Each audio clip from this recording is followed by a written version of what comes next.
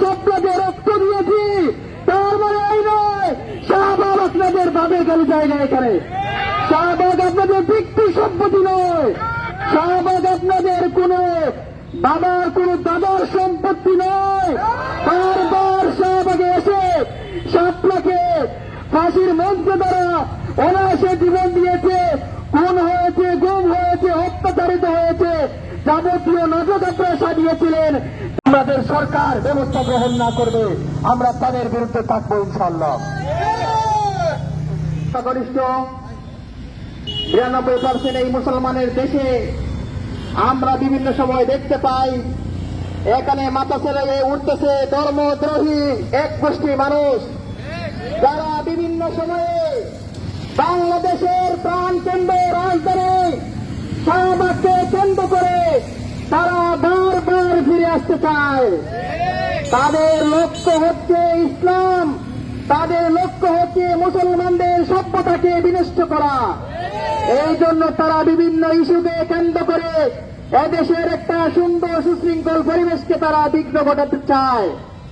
আমরা অত্যন্ত দুঃখের সাথে জানাচ্ছি, গতকালকে আমরা দেখলাম রমনা থানার আব্দুল্লাহ আল মামুন ওসির উপরে শাহবাগীদের কুলাঙ্গারের বাচ্চারা অন্যভাবে প্রশাসনের উপরে হাত তুলেছে।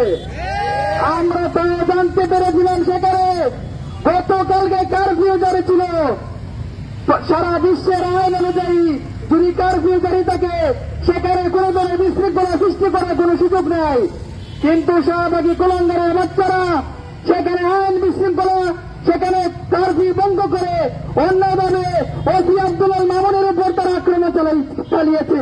নিউজ করলো, প্রথম কালো নিউজ করেছে যে ছাত্র জনতার উপরে অন্যায়ভাবে রমনা থানার ওসি মাধ্যমে সেখানে হামলা হয়েছে, কিন্তু আমরা সোশ্যাল মিডিয়া একটা ভিডিও ভাইরাল হয়ে দেখতে পেলাম রমনা থানার ওসির উপরে প্রথমে হামলা হয়েছে, তারপরে প্রশাসন বাধ্য হয়ে তাদেরকে পাকড়াও করেছে। কিন্তু এই ধরনের এই সিচুয়েশন ক্রিয়েট করার মানে কি? এই ধরনের সিচুয়েশন করার কোনো মানে হয় না। আমরা স্বপ্নকে রক্ত দিয়েছি, তার মানে এই নয় শাহবাগ আপনাদের বাপের গালি জায়গা। এখানে শাহবাগ আপনাদের ব্যক্তি সম্পত্তি নয়, শাহবাগ আপনাদের কোন বাবার কোন দাদার সম্পত্তি নয়। বারবার শাহবাগে এসে শাপলাকে ফাঁসির মঞ্চ দ্বারা অনায়াসে জীবন দিয়েছে, খুন হয়েছে, গুম হয়েছে, অত্যাচারিত হয়েছে, যাবতীয় নাটক আপনারা সাজিয়েছিলেন। তাকে কখনো আমরা তাদেরকে উৎসাহিত করতে চাই। বিশেষ করে শাহবাগের নাস্তিক ব্লগার ইমরান সরকারের সহযোগী উপদেষ্টা লাকি আক্তার যে ধরনের কার্যক্রম চালিয়েছে, তাকে যদি 24 ঘন্টার ভিতরে গ্রেফতার করা না হয় তাহলে আমরা কিন্তু শাপলা চত্বর।